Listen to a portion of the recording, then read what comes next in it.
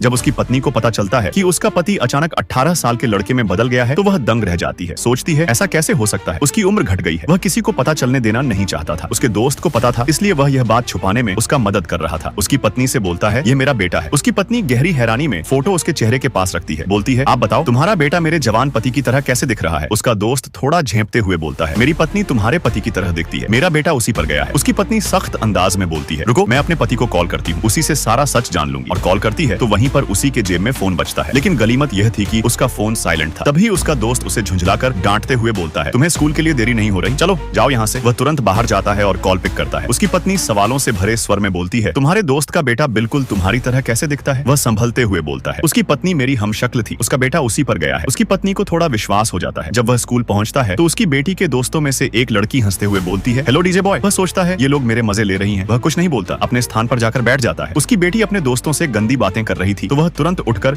अपनी बेटी को कड़क स्वर में डांटने लगता है। लेकिन वह भूल जाता है कि उसकी बेटी उसे पहचान नहीं रही है, क्योंकि अब वह अपनी बेटी की ही उम्र का है। इधर उसकी पत्नी अब भी गहरी कंफ्यूजन में है, कोई 100% हमशक्ल कैसे हो सकता है।